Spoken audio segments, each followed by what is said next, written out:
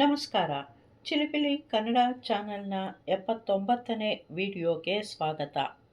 ಈ ಚಾನೆಲ್ನಲ್ಲಿ ಬರುವ ವಿಡಿಯೋಗಳು ಶಾಲೆಯ ಮಕ್ಕಳಿಗೆ ಮತ್ತು ಶಿಕ್ಷಕರಿಗೆ ತುಂಬ ಉಪಯುಕ್ತವಾಗಿದೆ. ಪೋಷಕರು ಸಹ ತಮ್ಮ ಮಕ್ಕಳಿಗೆ ಈ ಚಾನೆಲ್ನಲ್ಲಿ ಇರುವ ವಿಡಿಯೋಗಳನ್ನು ಮಕ್ಕಳ ಬಿಡುವಿನ ಸಮಯದಲ್ಲಿ ತೋರಿಸಿ ಅವರ ಕನ್ನಡ ಜ್ಞಾನವನ್ನು ಹೆಚ್ಚಿಸಬಹುದು. ದಯವಿಟ್ಟು ಈ ಚಾನೆಲ್ನಲ್ಲಿ ಬರುವ ಎಲ್ಲ ವಿಡಿಯೋಗಳನ್ನು ನೋಡಿ ಸಬ್ಸ್ಕ್ರೈಬ್ ಮಾಡುವ ಮೂಲಕ ಪ್ರೋತ್ಸಾಹಿಸಿ.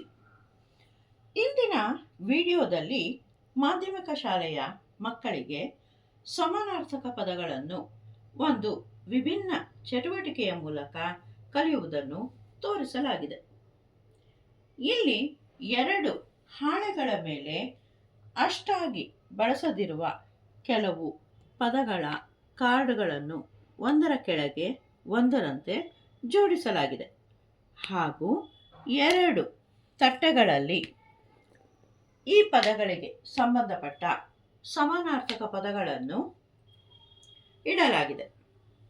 ಈಗ ಮಕ್ಕಳು ಹಾಳೆಯ ಮೇಲಿರುವ ಪದಗಳಿಗೆ ಸಂಬಂಧಪಟ್ಟ ಸಮಾನಾರ್ಥಕ ಪದಗಳ ಕಾರ್ಡ್ಗಳನ್ನು ತಟ್ಟೆಯಿಂದ ತೆಗೆದುಕೊಂಡು ಹಾಳೆಯ ಮೇಲೆ ಜೋಡಿಸಬೇಕು. ಉದಾಹರಣೆಗೆ, ನಾವು ಸಾಮಾನ್ಯವಾಗಿ ಬಳಸದಿರುವ ಒಂದು ಪದ ಪನ್ನಗ ಇಲ್ಲಿದೆ. ಇದಕ್ಕೆ ಸಂಬಂಧಪಟ್ಟ ಸಮಾನಾರ್ಥಕ ಪದವನ್ನು ಈ ತಟ್ಟೆಯಿಂದ ತೆಗೆದು ಪನ್ನಗ, ಹಾವು, ಫಣಿ, ಸರ್ಪ, ಉರಗ ಈ ರೀತಿ ಜೋಡಿಸಬೇಕು. ಅದೇ ರೀತಿ ಇನ್ನೊಂದು ಪದ ಅವನಿ ಎಂಬುದಿದೆ. ಇದರ ಅರ್ಥ ಭೂಮಿ, ಇಳೆ, ಪೃಥ್ವಿ, ಧರೆ ಎಂದು ಜೋಡಿಸುತ್ತಾ ಹೋಗಬೇಕು. ಮಕ್ಕಳ ಅನುಕೂಲಕ್ಕಾಗಿ ಒಂದು ಪದದ ಪಕ್ಕ ಒಂದೊಂದು ಸಮಾನಾರ್ಥಕ ಪದಗಳನ್ನು ಉದಾಹರಣೆಗಾಗಿ ಇಲ್ಲಿ ತೋರಿಸಲಾಗುತ್ತಿದೆ. ಉದಾಹರಣೆಗೆ, ಇಲ್ಲಿ ಪಂಕಜ, ಕಮಲ ಎಂದು ಅಕ್ಷಿ, ಕಣ್ಣು, ಕುಸುಮ, ಹೂವು, ಸಂಗ್ರಾಮ,